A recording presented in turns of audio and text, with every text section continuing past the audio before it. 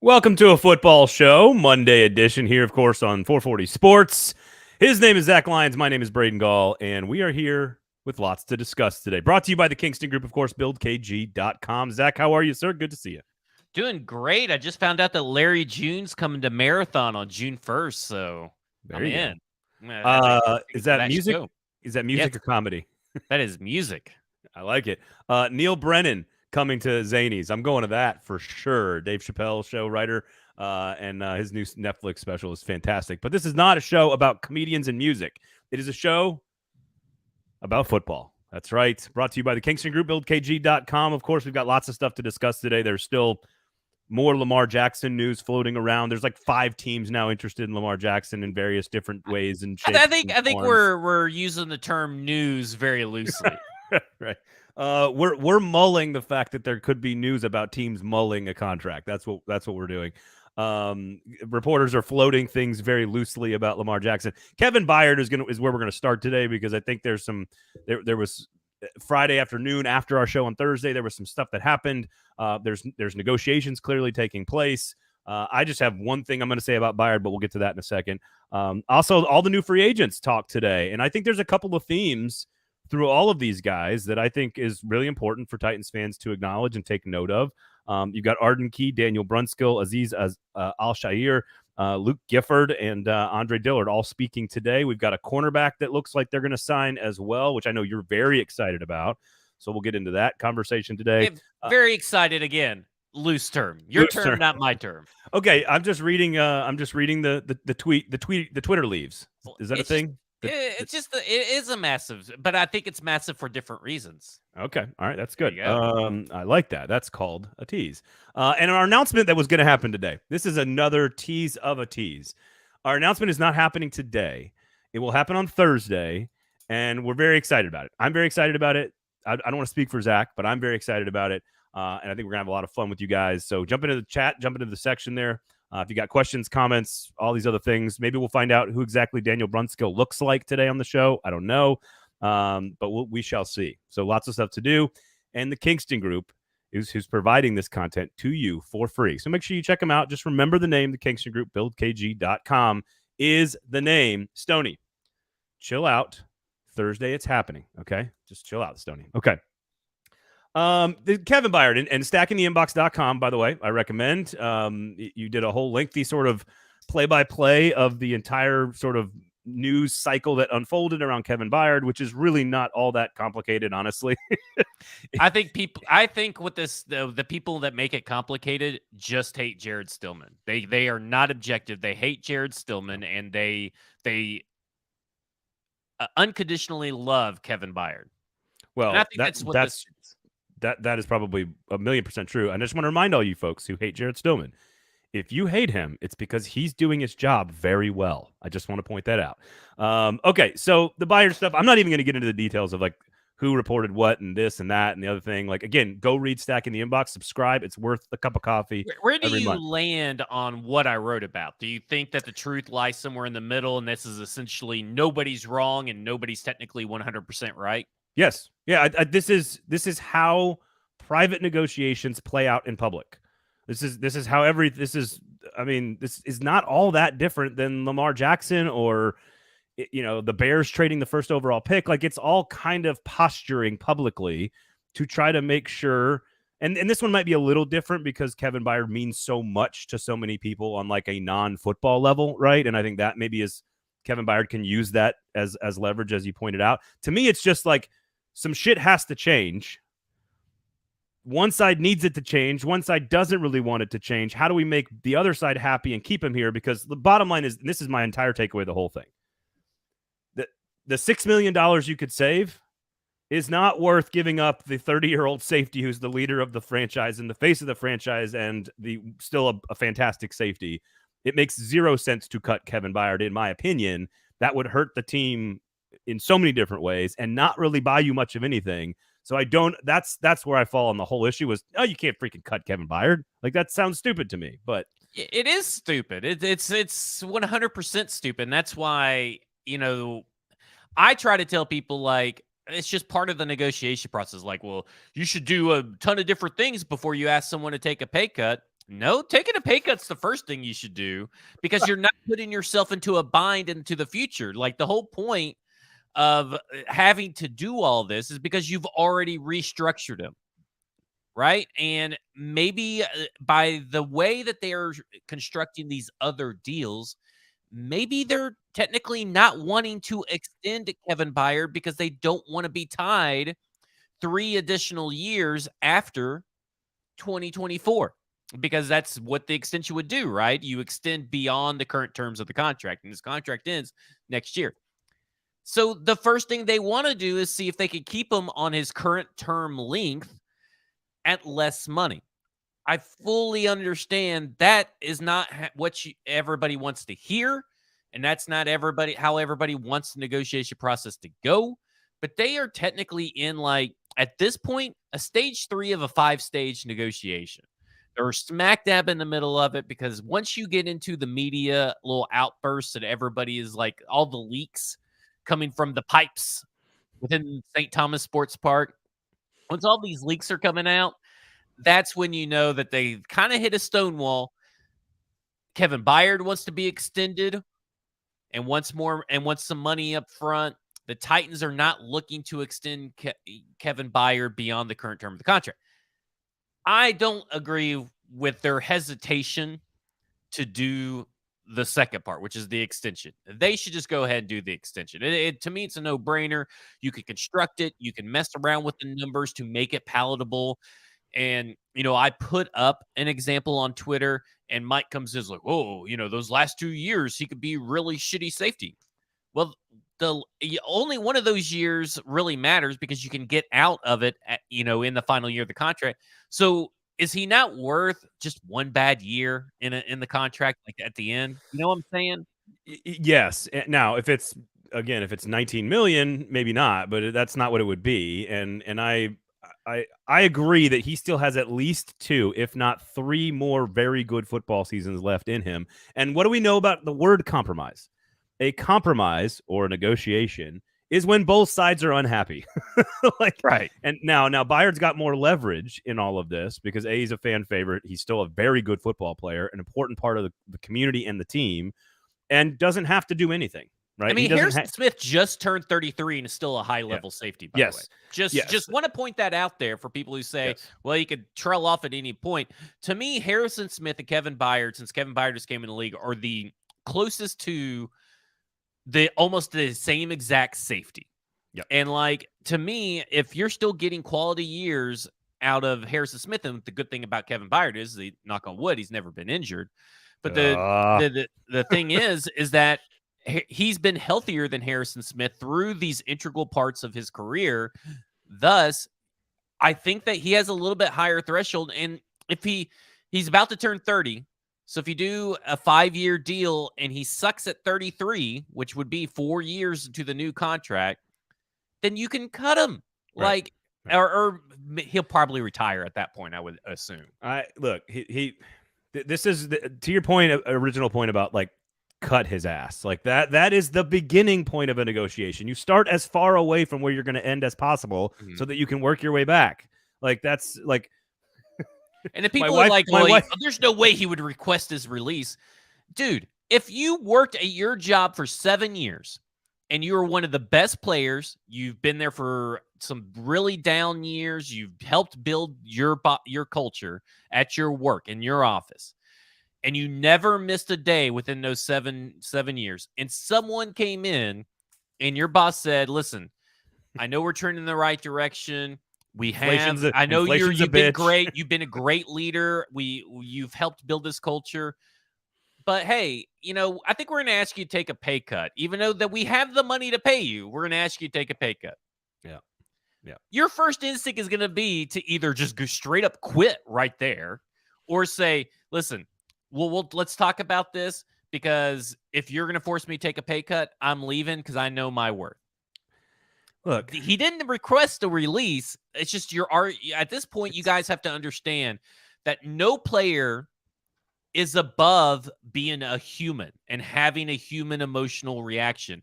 And you can guarantee that his agent or Kevin Byard, I don't know who's in the room or whatever, said something like, I cut me then, hose, or I'd rather be released than take a pay cut. I disagree completely. I don't think athletes are people. Yeah. They are commodities for my entertainment. So There you go. I don't believe that they have human emotions or experiences or feelings or families even, probably. Here's what I would say. Like, so again, negotiations, we all know how they work. My wife wanted like 4 or 5 kids. I wanted 2. So I immediately began with 0. I said, no, I want 0 kids so that I knew I could end up at 2 and get her maybe to stop at 3. That's how negotiations work. Like, that's how it works. You can't give away exactly what you want right at the beginning. And especially when Byard has a little leverage, it's all, the agents are going to float some PR stuff and the team's going to float some PR stuff. And look, what I think is going to happen is the Titans are going to have to give on something, which is probably term. And when they give on something, Kevin Byard probably makes the exact same amount of money, if not a little bit more, over the length of the contract. They have to commit to him for a year or 2 longer, and everything's fine because the cap hit comes down. There you go. And we'll talk more about John Robinson's contract skills and free agency, but this is all John Robinson's fault. He turned a really good value contract into a really bad cap hit contract. It's still a good value because he's getting paid. The money the cap hit is so high because of the money he's already gotten paid. Right. And then money got pushed into the back end of the contract in cap hit wise. So it's still technically a good cash value.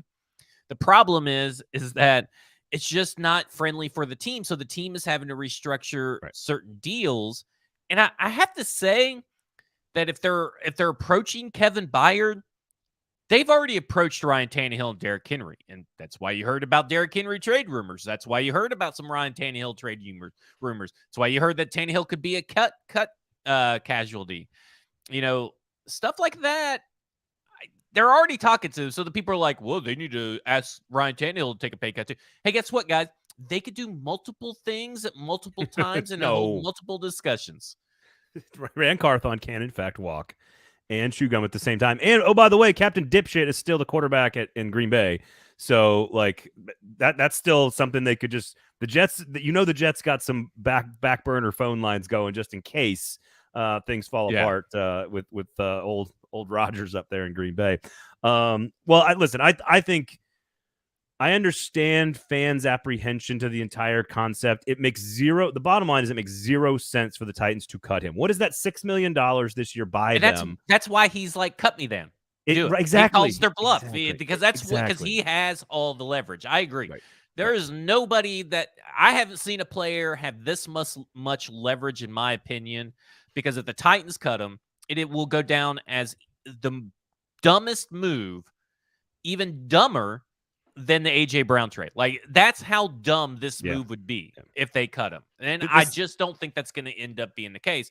Now, listen, I did say that about A.J. Brown, too, so what the fuck do I know? Well, but, like, again, this is to me, this is just risk reward. Like, you're like $6 million to give up the second best player on the team. Like, I don't know what do you gain from that? Are you going to go sign like 4 guys that help your defense win more championships? Like, I just understand what you gain from that in the short term. So it'll get worked out.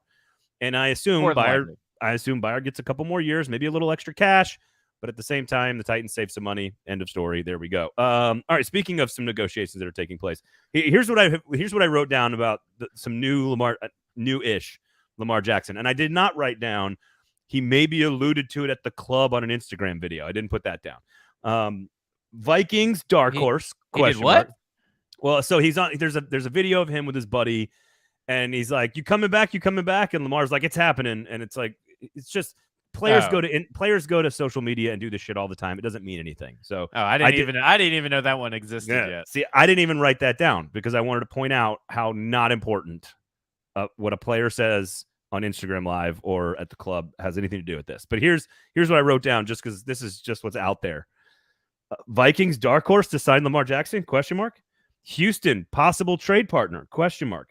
And then we have, of course, Jeremy Fowler reporting that the Tennessee Titans would be a good fit. That NFL execs said that when it comes to the offense, the Titans would be a good fit because they like to have a running quarterback and they like to run the football and just some other stuff that the NFL execs said that just kind of cursory made sense, but didn't make sense. The one thing was like they have some experience with running quarterbacks. And it's like I guess Mariota and Tannehill do qualify. Tannehill has more rushing touchdowns than Lamar Jackson. Very, very mobile quarterbacks. There's no question. Also, Colts mulling offer sheet question mark. I just it's just first of all, I don't know if this is playing out the way the Ravens wanted it to, or maybe it is. I can't tell. But now and you've written about it extensively, stackingtheinbox.com. I just don't know what to make of what's happening, what it means for any other team. Like the Ravens are kind of boxed in here because as this goes along, there's no other options eventually for them. Well, I think ultimately what they're wanting is Lamar Jackson back. And I think that's what they're banking on. I've been on that train for the longest of time. There's nothing about this whole situation that I feel like it's just going to happen. It's just going to be this whole thing is going to end with him back with the Ravens. Whether that's just him, on the franchise tag, sitting out on the franchise tag, playing on a new deal, I don't know. But at some point, Lamar Jackson market is dead. This is a dead market for Lamar Jackson. Of all people, I mean, you don't hear anything other than maybe a team, we could see a team calling him, or maybe a team is thinking about offering him. Like nobody's actually, there's a team doing some due diligence on Lamar Jackson. We got reports of, Lamar Jackson's people being contacted by the Colts. There's nothing like that. Like there is nothing, no smoke around Lamar Jackson. Let me ask you about the smoke for just real fast. Like hypothetically, if you really truly were like really interested, you really wanted to go after him, would you not float the non-guaranteed contract that you have sort of put in front of him or loosely offered him or vaguely off? Wouldn't you say like, hey, we've offered him $220 million over 5 years? Like, wouldn't you want to? Well, I mean, it would just get out because the Ravens would have to be alerted that you floated an offer out there, right? And then because, there's just too many people involved in this for there not to be what you're saying, rumors out there that are more concrete than maybe dark horse candidate. Ooh, so it basically means that not a single offer, even if it's a backroom smoky deal text message offer that doesn't count officially. Even that, I imagine, would benefit the other teams and the Ravens for that to get out. And the fact that there's not a single thing.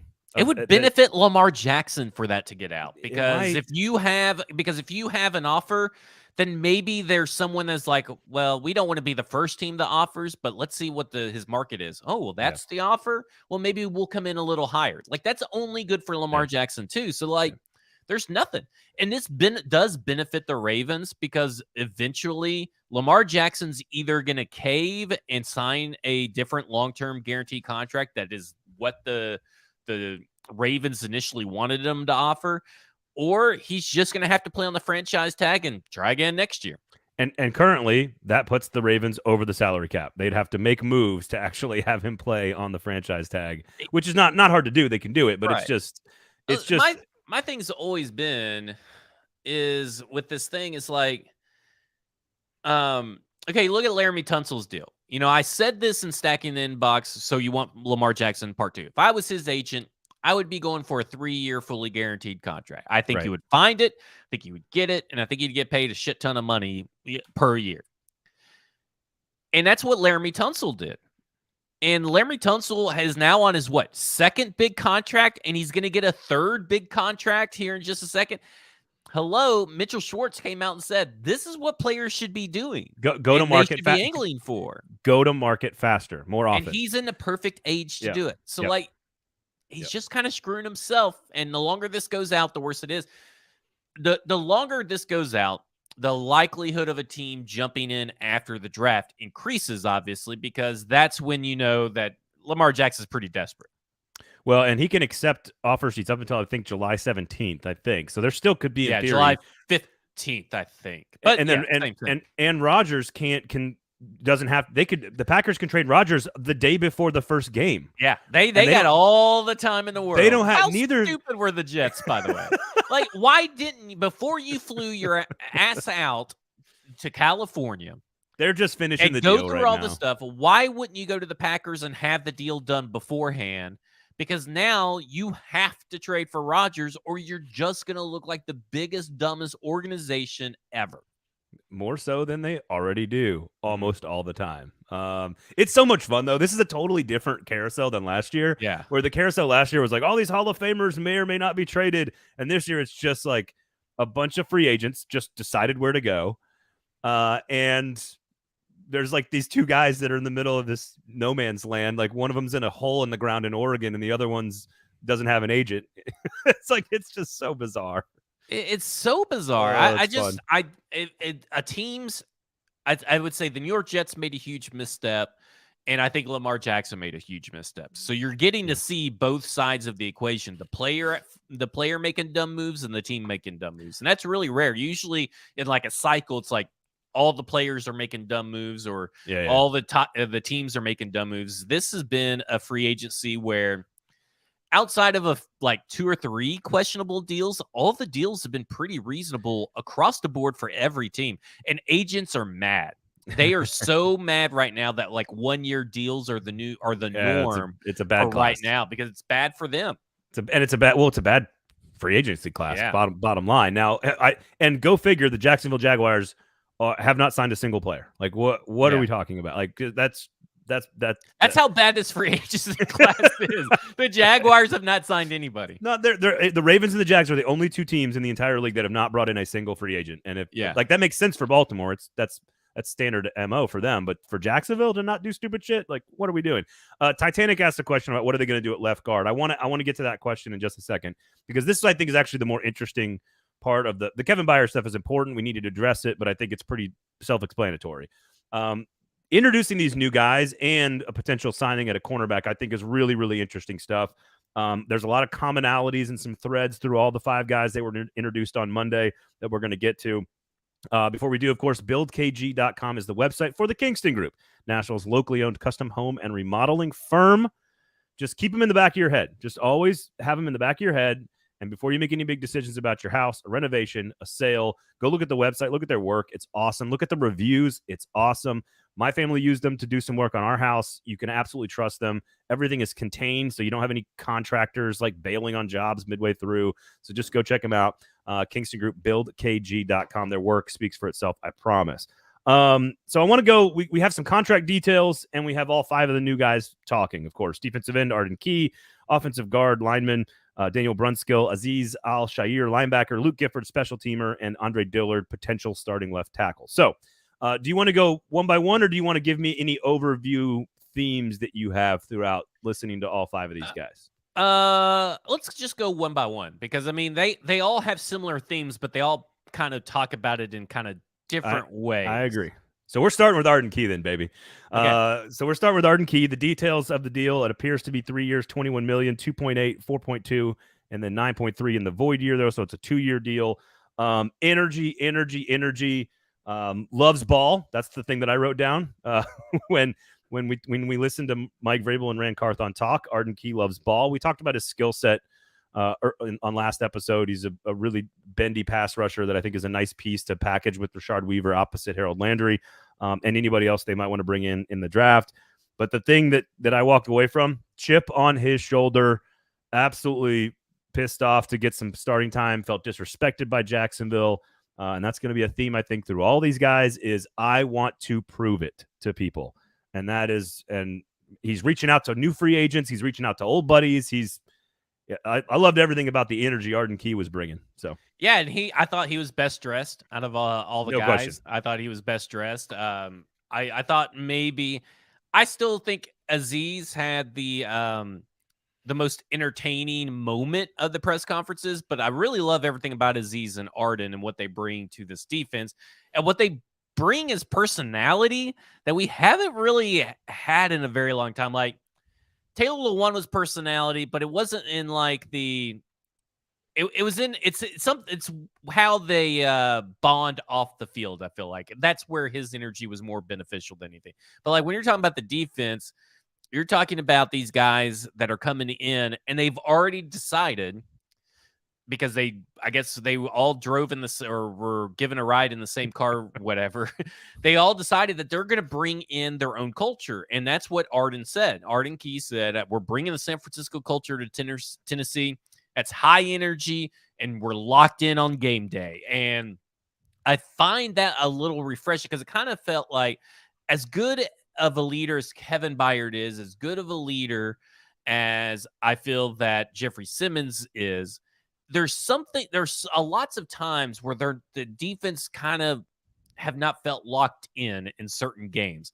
And I think that's a good thing that I really keyed in on with Arden Key. As you did is that the talk of being locked in, the talk of November and December, like that's when football matters. November and December. You can start off hot and you can, miss the playoffs by one game, but in November and December, you'll look over my career. I am locked in when it matters most for my team.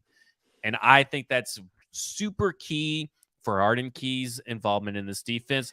And one last thing, I hate, though, that he said that because I know that means that he hates modern offenses and the Golden State Warriors. It was obvious that San Francisco is where he learned, like not the Raiders, obviously. He learned at San Francisco and then brought that to Jacksonville, and certainly was a part of what Jacksonville did last year, improving. And I think they're still going to be very dangerous. But again, like my favorite moment of all five of them was him talking about, well, you're going to hear me when I'm sleeping, you're going to hear me when I'm awake, you're going to hit like I talk. I missed that part because the Titans failed to make the broadcast available. Jackasses. He said, oh, I'm a talker, man. And I'm paraphrasing here, but he's like, oh, I'm a talker, man. You're going to hear me all the time. You're going to hear me. You're going to hear me at practice. You're going to hear me in the locker room. You're going to hear me on the field. You're going to hear me when I'm sleeping because I snore a lot. It's what he said. And it's just, to me, and again, I think the number one, there's two, and we'll get to the second one, but this goes to Azeez Al-Shaair as well. 1 year, $5 million deal. Both of these guys, and this is the number one thing I took away from the main four. I'm not counting Luke Gifford. Sorry, Luke. I love you, dude, but I'm not counting you. The four guys. You're not gonna go with a country music loving Morgan Whalen, whatever that guy's name is. Luke Gifford. You're not in on him. I did not listen to Luke Gifford's. I listened to the other four. Here's what I'd say about all four of them. And the number one thing I wrote down is all of them have something to prove. Mm-hmm. Every one of them has something to prove. They have felt like they needed a new start, and that this organization, in part because of their relationship with Ran Carthon, for three of them at least, Arden Key, Daniel Brunskill, and Azeez Al-Shaair.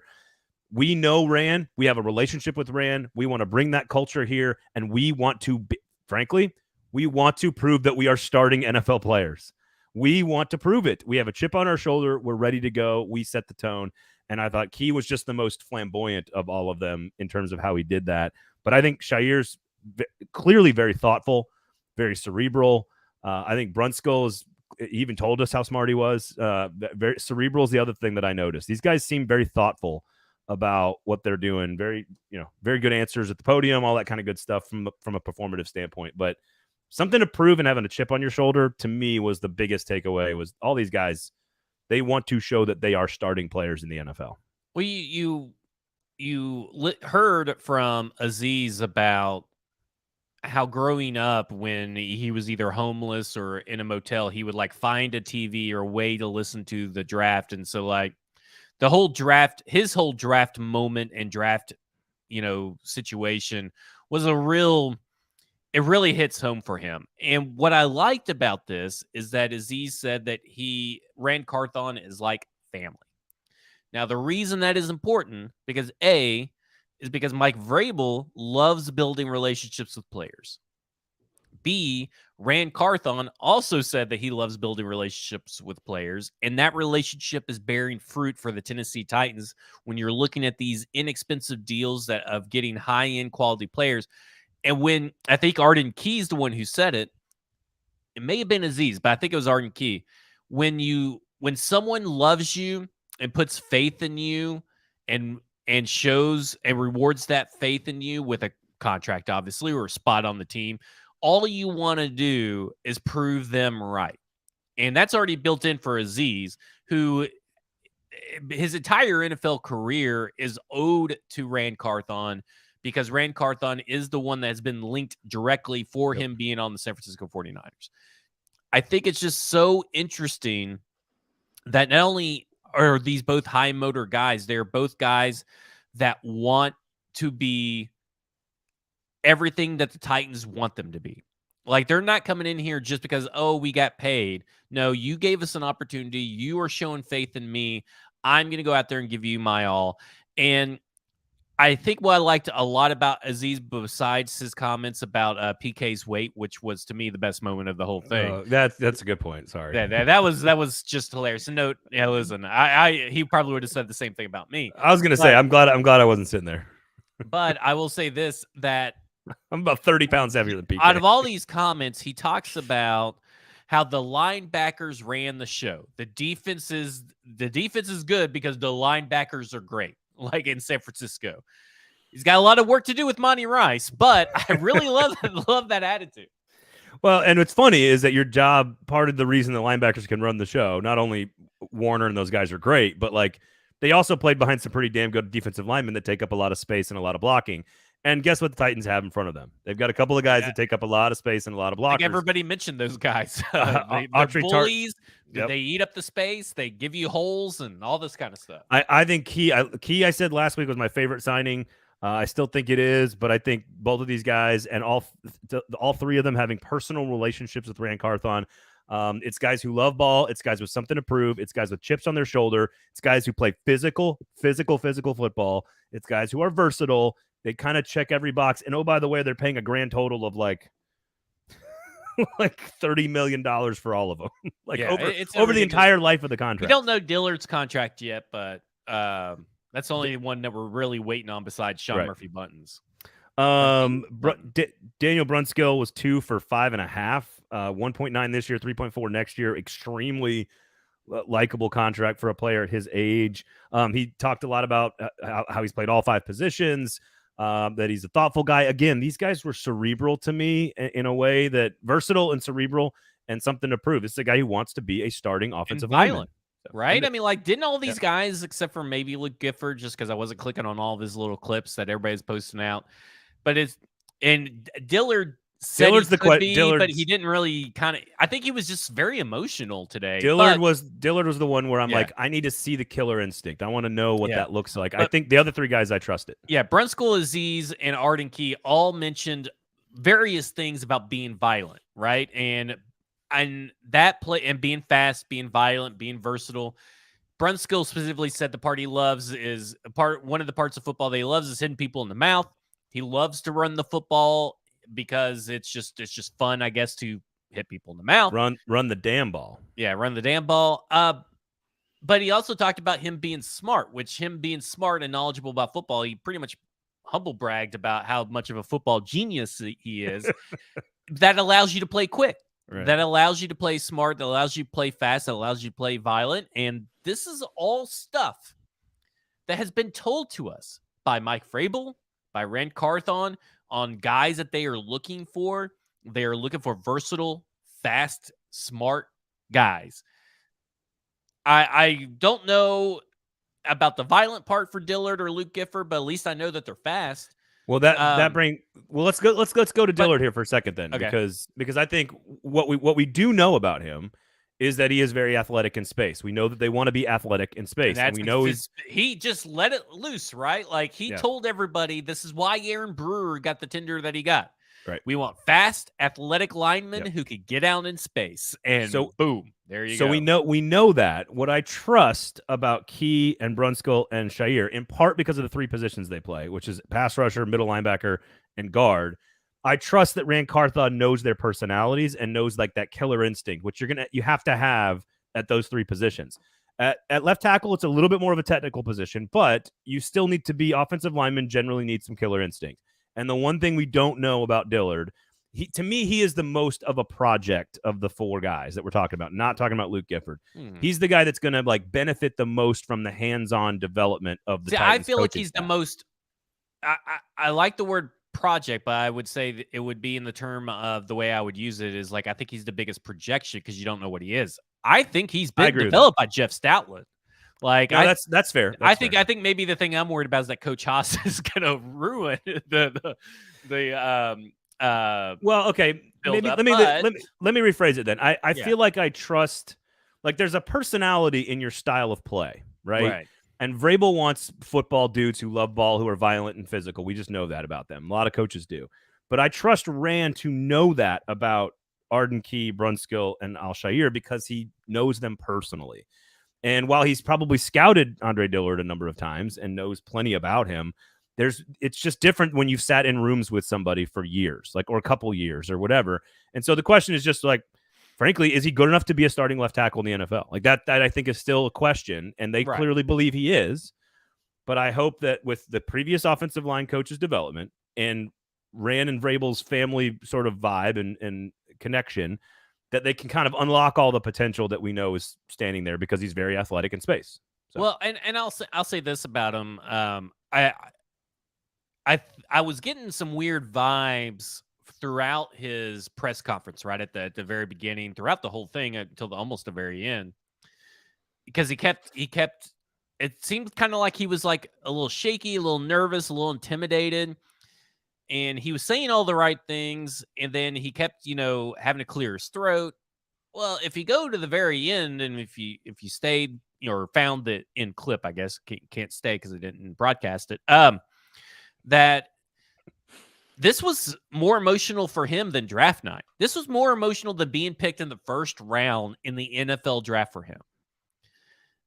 I think that, to me, because he specifically talked about the camaraderie. And he did a lot of research on the camaraderie, did a lot of background work himself on the camaraderie and the culture that Tennessee Titans have. Is it really that good? Is it really true? Is it really this, really that? Right. And this is where he felt like he fit and got the opportunity to showcase what he thinks he can be. This is all ties back to also for Daniel Brunskill for me, who was specifically talking about the brotherhood of the offensive line and how he's going to be a leader. So Brunskill's your new Ben Jones. I feel like you're in pretty good hands. Like if he's the leader of the spiritual leader of the offensive line, I feel like you're in good hands. I think that Andre Dillard today, while he wasn't as exciting or wasn't as funny or wasn't as the personality wasn't as coming through, I think it's because he's just like really fucking grateful and happy to be here, and his emotions were just hard to keep inside. So I feel like, again, this goes back to what either Azeez or Arden Key said about a player or a person when they show this kind of gratitude or show this kind of like faith in you, that you're going to go out there and give it your all. Yeah, so I think we're going to see the Andre Dillard that you're wanting to see on the field. It's an amazing concept. A happy and healthy employee is a productive employee. It's not all that complicated, and corporate America is finally starting to notice that if you actually take care of your people, they will work harder for you and will be more inspired for you. And that's, to me, again, all four of these guys, not counting Luke Gifford, with all due respect, all four of these guys have had chances to start in the NFL and are not currently starters and are now going to get the chance to start. And that is incredible motivation for almost everybody in the NFL. So I liked a lot of what I saw. I liked a lot of what I heard. Seems like they're all smart. Seems like they're all cerebral. Seems like they're all really thoughtful guys. It seems like they're all chip on their shoulder, kind of ready to prove some stuff. And so I think that's good.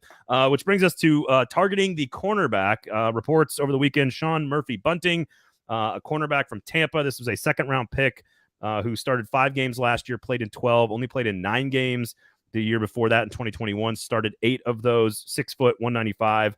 Again, versatility, a guy that can play all over the secondary. And if you tell me that this team goes to camp with, Christian Fulton, Roger McCreary, Elijah Molden, and Sean Murphy-Bunting as their top 4 corners. Oh, by the way, that other first-round pick is injured somewhere, but could be available at some point as the number 5. Don't you feel good about the versatility of those 4 guys? They may not be elite at any one position, but that's pretty good.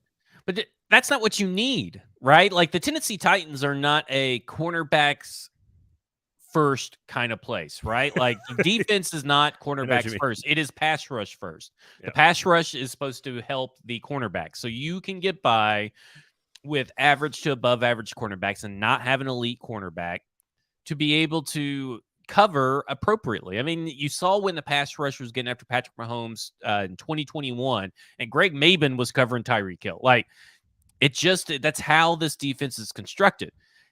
And I have to say some stuff about Sean Murphy-Bunting. I like, or is it Bunting, Button? I don't know. You know? Your Hendersonville list came out.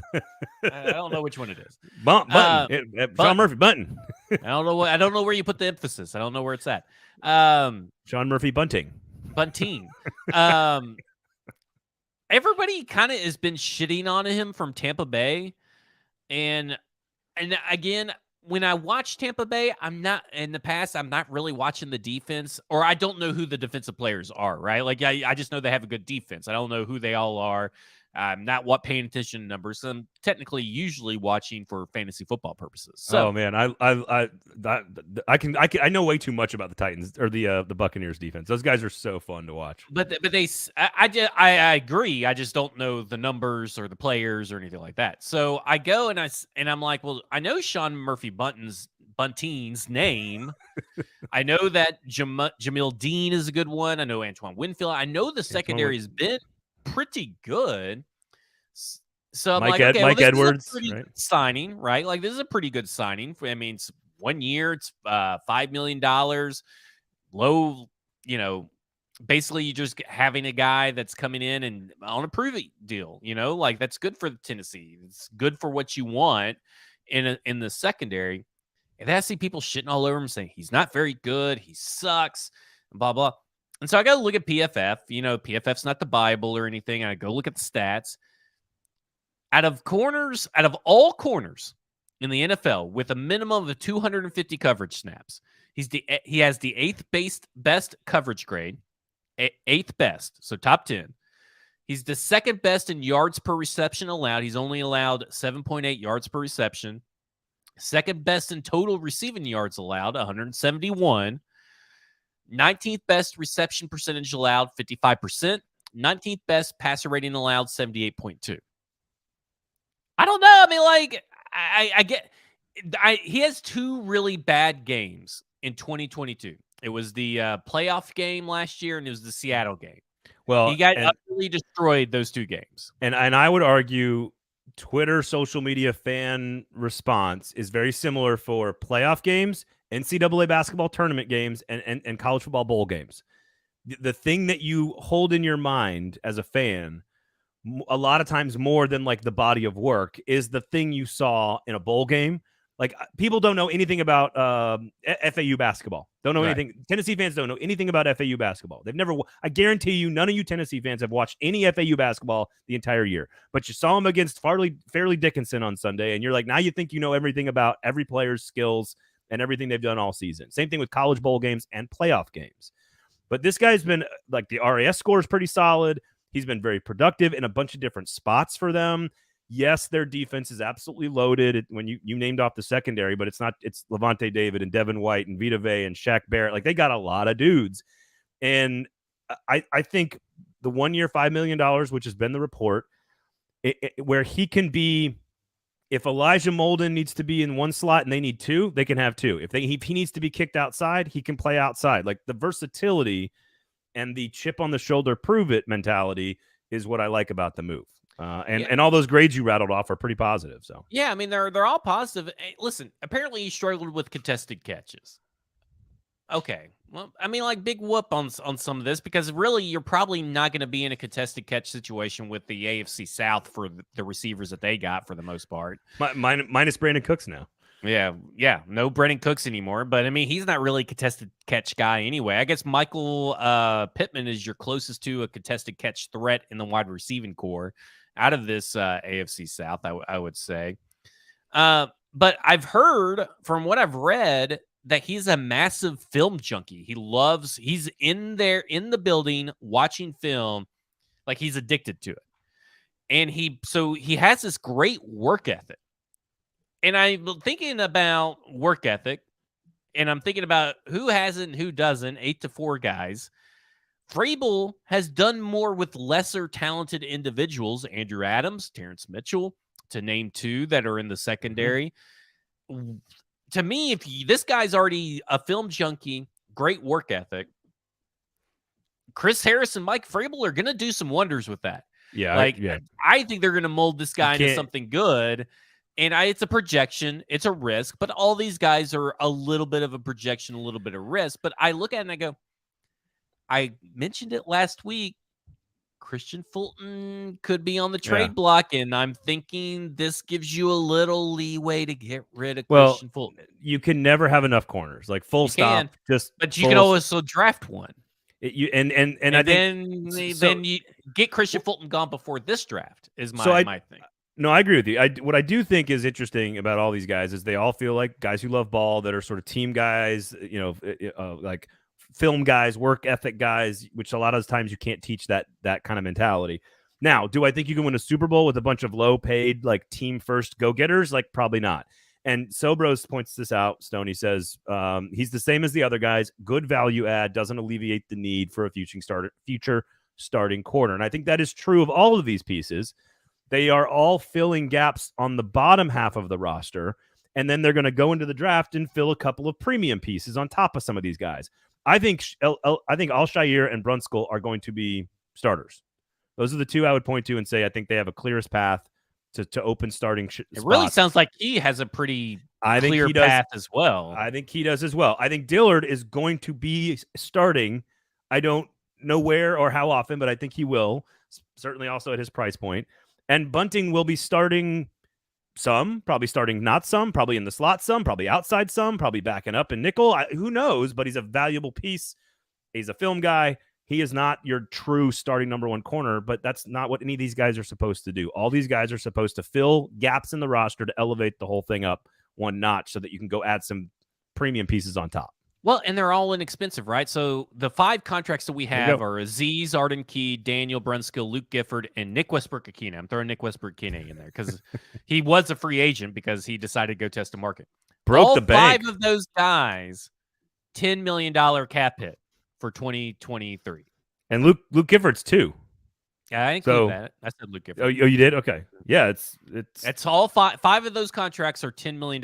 So that's like $2 million cap hit per person that you've signed. Yeah. Which you can venture to say that Sean Murphy-Bunting is going to have some void deals as well, or void years on his deal as well to get the cap hit down for this year. Andre Dillard is probably going to be the same situation, some void years to get the cap hit down for this year. But they're all short-term contracts. Like, they're not all like, except for Arden Key, who technically has the biggest cap hit contract that you got out there. Like, the void years on his are like 2.3 and 2.3 dead cap years that accelerate, if you cut them after 2024. So like if you cut them in 2020, if you cut them after 2024, it's a $6.9 million dead cap, $2.4 million cap savings. That's like the biggest one out there. You know what this tells me? Is that John Robinson didn't know a damn thing about how to navigate through free agency. Because you guarantee that first off, he probably would have overspent to keep Nate Davis. I think he would have been higher than the Nate Davis contract in Chicago because he would have panicked and said, we got to get the offensive line fixed. Got to keep Nate Davis. And I think that like a guy like Arden Key, he probably would have been like, instead of like a 3-year, $21 million total, it probably would have been like a 4-year, $50 million one. Because that's what we've seen, right? Like we've seen him give out terrible contracts. And these are contracts that not only it's a weird way to put it, but it's like they're reloading, but they're not hindering themselves long term. So they're getting quality starters because they're still going to try and compete. Because hey, guess what? It's what Jim White said in his mailbag. This is not a rebuild. They're not rebuilding. And then Arden Key today, when he asked Jeffrey Simmons, Christian Fulton, I think he even said Kevin Byard in there, Race McMath. He said, are we going to compete for the AFC South? And he went behind, before he agreed to the deal, he went and talked to these guys, reached out to these guys that he trusts and said, are we going to compete for the AFC South? Are you guys running the South? And he's coming from a Jaguars team that's ascending, by the way. What, that won the division? Yeah, won the division. Won the division, 8-9. In the division. That he's coming from a team that's, for all intents and purposes, ascending and joining a team that's considered descending among the masses. And you know what they said? Hell yeah, that's what we're doing. This is not a tank year. No, I don't think. No, we've said it. We've said it enough. I will say, I think he actually. People keep talking about it. I think he actually played with Fulton too. I think Arden actually played with Fulton at LSU. So. I think they overlapped for at least 1 year. They did not. I don't think he overlapped with Racy, but also LSU guy as well. So there's a. He may have overlapped with. No, I don't think. I don't think because he's played 5 years. I think he overlapped with Fulton though. So either way, I think there was a lot of positives to take from the signing. Potentially the 5 new faces, now going to be 6 new faces. They all have a lot in common. They feel like, and again, it's the first. It doesn't feel like when John Robinson went out and got like Rashad Johnson to stabilize the safety position and Ben Jones to stabilize which actually turned out to be one of his better moves, stabilizing. He did a lot of this stuff too in his first year. We went and got kind of cheap veterans to plug holes to elevate what was then a garbage roster. This is not as garbage as it was then, but there are some major holes, and he's doing the same thing. He's value shopping for quality pieces that aren't stars, but he's getting good value, and he's setting up his team to be successful by, again, I think they're going to come in and try to get some premium stuff in the draft. Who knows what that looks like long term. That initial deal with Ben Jones was a 4-year, $17.5 million deal. That's a great deal. $4 million for Ben Jones a year. I mean, 4.5. It's a pretty good deal. I mean, of course, back then he wasn't the Ben Jones that he is now, so it turned into a good deal. Well, and so again, I just remember sort of how he went about. Like he went and got Rashard Matthews, not a great player, but a solid player for a year or two, and like was cheap, was inexpensive, and filled a hole that they had. And again, holes were much bigger and deeper in 2016 than they are today. If these moves scream, we want to be good now, we want to compete in the AFC South now, but we also understand that in the future we're going to have some bills to pay to get other big superstars, including Jeffrey Simmons. All of these deals are really low on the cash, really low on cap hits, and low on future cap hits because of how they've done the void years, because they need money for future stuff for Jeffrey Simmons. I agree. Simmons is back, folks. That's what I just heard. Okay. Make sure you check out the Kingston Group, of course, buildkg.com. Announcement coming on Thursday's show. Got some really cool, fun stuff planned for you guys, and we appreciate all your support in the comment section, all you guys that hang out with us. Please share the show. Tell people about it. Stacking the Inbox, of course, is the name of the website there. Go subscribe for like basically a cup of coffee or half a beer a month. It's not a lot of money. It's worth it. Lots of good stuff in there. And again, thanks to Kingston Group for being our supporter, for keeping this here product for free for you guys. We got some fun stuff planned. So check us out on Thursday at 1 o'clock, of course. Quickly here, Georgia players on defense. This is Jalen Carter, of course. Now I'm seeing mocked. Jalen Carter behind the Titans. The Jalen Carter is on the board by almost every mock draft I have seen lately. Now I think mock drafts are they're not even worth the digital print that they're put on, but he is falling past the Titans by most experts at this point. Bad workout, out of shape. Obviously the arrest stuff, just more going on than we thought.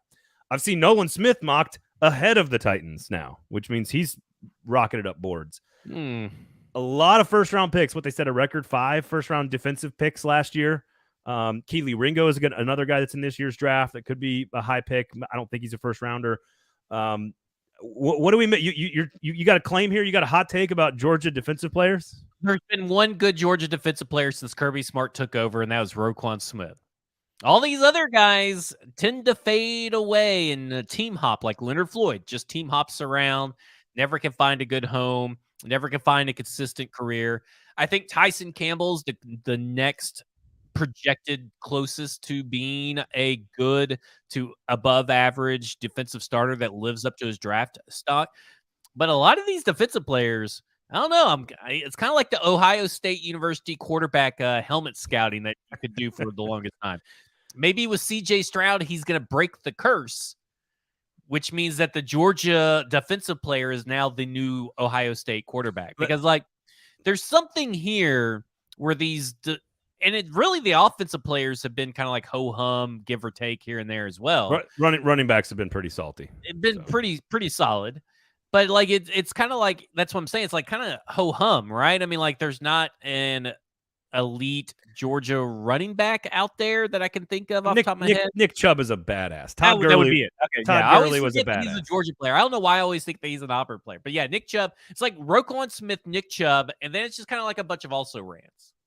So let me ask you this. I can get behind your theory, but I think you have to exclude, like you have to draw a timeline on it. Because, I mean, George Pickens already looks like a hell of a player. But again, only in one season, so you can't make any definitive statements. And he had his ups and downs. Like, well, and himself. And some of that may be tied to yes. the quarterback, but like at some point, some of that stuff was just up and down.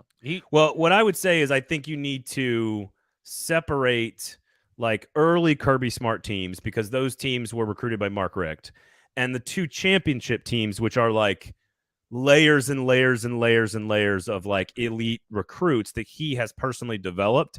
Like if Jordan Davis is a total bust, along with, Nolan Smith, along with, again, Trayvon Walker, Quay Walker was pretty good last year when forced into the starting duties for Green Bay at middle linebacker. George Pickens was pretty good as a rookie. I think there are guys that are going to be, I mean, Justin Fields technically is a Kirby Smart recruit. Let's be very honest. So I think you have to, I'm good with it, but I think you have to separate the last like 2 or 3 draft classes and say, all right, these are the elite guys that won national titles. Lewis Cine, I don't know how good he is. I think Eric Stokes has been solid for the Packers, not great. James Cook, Nakobe Dean was all right, this past year for Philadelphia. So I just think these last couple of classes, we have to sort of say, let's wait and see on them first. Yeah, and I agree, but it's just like your first year. If you're drafted in the first round, you expect to be something, right? Like, I think that's why Azeez Ojulari is pretty damn good. He's pretty good. He's been pretty good. Can't stay healthy. And so how much is that going to affect everything? If you can't stay healthy, that's a big issue. You can be good when you're on the field, but if you're not on the field, 90% of the games, what good is that? And here's the Titans angle, of course, for all you Titans fans out there. Obviously, Monty Rice. Obviously, Isaiah Wilson is a part of this. And then there's one more. Who am I missing? Who did the Titans draft? There's another one I'm missing. Another Georgia player. Why am I drawing a blank? Oh, there's 3 of them, I thought. But I don't think they've drafted 3. Ben Jones was a Georgia player, but yeah. I can't think of an. Maybe it's just those 2 that's causing people to PTSD. That's plenty of PTSD there. That's for sure. I think it's. I don't know. I need to see if this class is a bust too, and it's Nolan Smith, it's Jalen Carter, it's Keely Ringo, all 5-star recruits, by the way. If those guys all bust out too, but again, I have no faith in Keely Ringo. I don't like his game either. He I don't like the Titans seem to be pretty enamored with him. He reminds me of D'Angelo Hall. Like he's going to make some plays, but he's going to give up a lot of plays too. Like if he's anything close to D'Angelo Hall, sign me up. But I don't think he's anything close. I can't stand D'Angelo Hall. I think he makes like 5 interceptions because everybody throws at him all game long. Yeah, like they know they can beat him. Anyway, that's just my personal opinion of him. I will say I like the offensive players coming out. Kenny McIntosh, Darnell Washington, Broderick Jones. You're going to have Brock Bowers next year. Darnell Washington is the best, by far and away, the best Georgia player, in my opinion, in this draft. Like, I think he's, and the way I mean that is, I think it's going to be really hard for him to be a bust in the NFL. I don't think there's easy paths for everybody else to be a bust. It'd be really hard for him to be a bust. Yeah, let me I just checked it just to make sure I got it right. But Quay Walker started 16 games, and the Packers middle line, he had 125 tackles in 16 games. And outside of the really, really dumbass mistake he made against the Lions on the final possession, he was actually one of those guys that I was like, oh, this guy knows what he's doing. He's flying around. There's a lot of Georgia defenders though from 2016 on. There's a lot of Georgia defenders. You gotta up that percentage, right? You gotta up the percentage. I agree, and I think that's. Let's see if it happens over the next couple of years with the guys that are like truly Kirby developed champion level guys. And if they're all a bunch of knuckleheads, then we'll find. Seems to be the trend. We'll find out. More often than not, they may be. Look, Quay Walker. You just used one right there. Hey, one bad mistake, and he was like crying in the tunnel. He felt bad about it. So it was crybaby. Can't be touching the officials. You know what I mean? Can't touch the officials. All right, that just about does it for us. Thursday, 1:00. Be there. Tune in. We got some cool stuff for you. Stackingtheinbox.com, KingstonGroupBuildKG.com. Rate, review, subscribe at FWordsPod, at Braden Gall on Twitter. Thank you guys for hanging out. For Zach, I'm Braden. We'll talk to you guys on Thursday. This has been a football show.